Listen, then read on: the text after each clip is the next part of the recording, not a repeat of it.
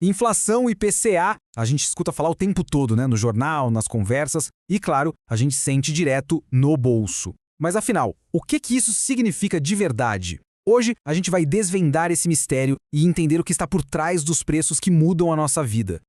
Pois é, a gente vai no supermercado e o preço de uma coisa mudou. O combustível sobe, às vezes desce um pouquinho. Por que isso acontece, afinal? Essa é a grande pergunta. E a resposta passa por um conceito-chave da economia, que aqui no Brasil a gente mede com uma sigla bem famosa, o IPCA. Vamos entender essa história juntos? Ok, vamos lá. Para começar, é importante enxergar a inflação não só como um aumento de preços, mas como se fosse o resultado de uma grande balança na economia.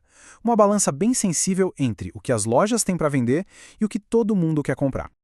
Então, o ponto central é esse aqui. A inflação funciona como um termômetro. Ela mostra se existe um equilíbrio ou um desequilíbrio entre a quantidade de produtos e serviços disponíveis, que é a oferta, e o quanto as pessoas querem consumir, que é a demanda. E olha só, aqui a gente vê essa balança funcionando direitinho. Pensa assim, de um lado, se tem muita gente querendo comprar um produto, mas tem pouco desse produto na prateleira, o que acontece? O preço tende a subir. É a famosa lei da oferta e da procura. Agora, do outro lado, se tem produto sobrando e pouca gente comprando, a tendência é o preço cair para ver se o pessoal se anima a levar. Certo, mas e aí? Se essa balança começa a pender demais para um lado, a economia fica largada? Não é bem assim. Existem ferramentas para tentar ajustar o rumo. Vamos ver agora como é que o governo entra nessa história para tentar gerenciar a inflação. Para tentar equilibrar essa balança, o governo usa o que a gente chama de políticas fiscais. Basicamente, são algumas alavancas bem poderosas que ele pode puxar. Entre elas estão o controle dos próprios gastos do governo, os ajustes nos impostos que a gente paga e, claro, a gestão da dívida pública. E aqui, olha, tem um ponto que é fundamental. Se o governo gasta muito, injetando mais dinheiro na economia, mas as fábricas e o setor de serviços não estão produzindo mais na mesma velocidade, o que acontece é mais dinheiro circulando para comprar a mesma quantidade de coisas. O resultado, claro, é uma pressão para cima nos preços. O legal aqui é ver como a teoria funciona no mundo real. Pensa no cenário 1, a inflação está nas alturas. O governo pode agir para dar uma esfriada na economia, cortando gastos para diminuir a procura geral. Agora, no cenário 2, o perigo é a recessão com tudo parado.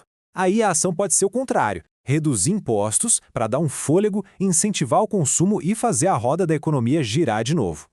Tá, mas no fim do dia, por que a gente deveria se importar com tudo isso? Porque essa balança, estando equilibrada ou não, mexe diretamente com o nosso poder de compra. É ela que define se o nosso dinheiro vai valer mais ou menos no fim do mês. E é aí que entra aquele índice que a gente falou lá no começo. E essa frase resume o perigo todo. Uma inflação descontrolada não só faz o nosso dinheiro valer menos, como também gera uma baita instabilidade, uma incerteza. As pessoas e as empresas ficam com medo de investir, de planejar o futuro, e isso é péssimo para o crescimento do país. E como é que a gente mede essa febre da economia? É aí que entra o IPCA, o nosso Índice de Preços ao Consumidor Amplo. Ele é o termômetro oficial da inflação no Brasil. Pensa nele como uma cesta de compras gigante, com tudo que as famílias brasileiras costumam consumir. O IBGE, que é quem faz essa pesquisa, vai lá todo mês e anota o preço de centenas de itens, do arroz com feijão ao aluguel, da gasolina à conta de luz, do remédio ao cinema. Quando o custo total dessa cesta sobe, o IPCA sobe, e é aí que a gente sente, na prática, que nosso dinheiro está comprando menos coisas. E tudo isso leva a gente para uma reflexão final, né? Entender o que é o IPCA, o que está dentro dessa cesta de compras, não é um papo só para economista, não. É uma forma de entender o que acontece com o nosso próprio dinheiro. Então, a pergunta que fica é, será que a gente está de olho nos sinais que a nossa economia e que o nosso próprio bolso estão dando para a gente?